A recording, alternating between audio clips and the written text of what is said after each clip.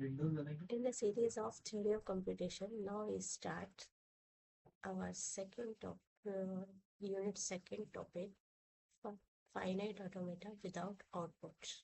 Let's start. Finite automata. Finite automata is the simplest machine to recognize patterns.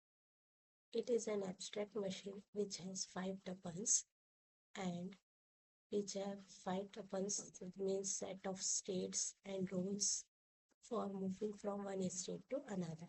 But that is depends on input symbols. It is basically an abstract model of digital computer.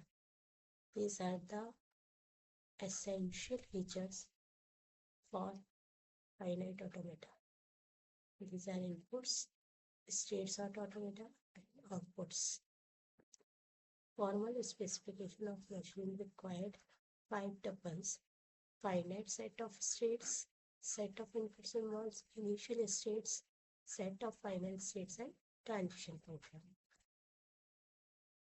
Automata. Consider the two states Q0, Q0 and Q1.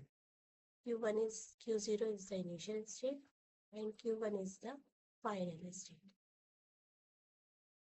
If the input P is applied, then its state changes from Q0 to Q1 and from Q1 to Q0. This is the input file ABB to A. There is control unit, is storage state, and your output is accepted or rejected. Now coming deterministic finite automata. It has a finite number of states. The machine is called deterministic finite machine or deterministic finite automation. In DFA, for each input symbol, one can determine the single state to which the machine will move, hence it is called deterministic. It can be mathematically represented 5 tuples. These are Q, sigma, delta, Q0, and S. Q is a finite set of states. Sigma is a finite set of symbols which called alphabet. Delta is a transition function which mapped between Q cross sigma to Q. Q0 is the initial states and F is the set of final state or states. A DFA is represented by right graph which called state diagram. Their vertices represents the states. The arcs labeled with an input alphabet show the transitions. The initial state is denoted by an empty signal incoming arc and the final state is indicated by double circles. Let's construct finite state machine for this. If your Q is given A, B, C, sigma is 0, 1, Q0 is A, and F means final state C. And this is the transition function or state transition table.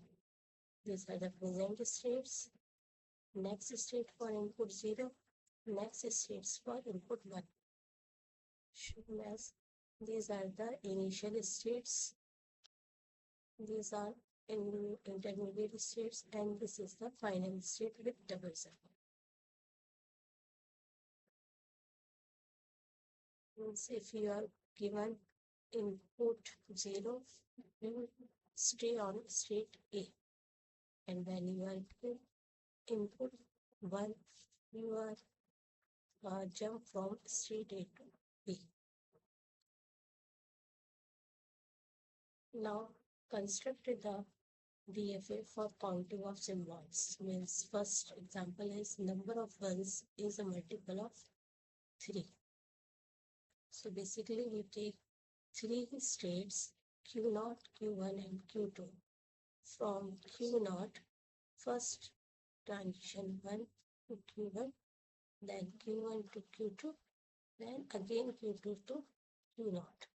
So counting of 1 is 1, 2, 3 and accepted on Q0 because Q0 is written as final state. Same 1, 2, 3, 4, 5, 6, then 7, 8, 9. In this way, multiple of 3s are counted.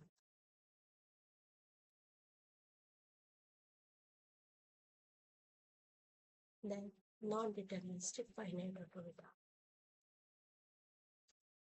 In NFA, for each input symbol, one can determine the multiple states to which the machine will move, which we call non-deterministic automata.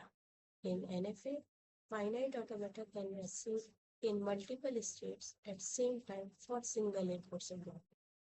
As it has a finite number of states, the machine is called. It is also defined as by represented by 5 tuples Q, sigma, delta, Q naught, and F. Q is the finite set of states, sigma is a finite set of symbols, delta is mapped between Q cross sigma to Q, Q naught is the input symbol, and input state, and F is the finite set. This is NFA. In Q naught, for transition or input symbols 1, there are 2 states coming. When you are given input 1 from Q naught, you are only you receive only Q naught or Q1. So this is the non-deterministic conversion. For conversion of NFA into DFA, we first initially Q naught equals to 5. Then in step second, we have to add Q naught in Q dash. Then find the transition from this start state. In Q dash, find the possible set of states for each input. If this set of states is not in Q naught, then add it to Q naught dash.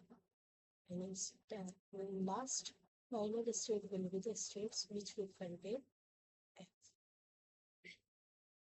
For example, take a construct the following equivalent DFA from given input. This is the transition table, and this is the given NFA. Construction construction step by step.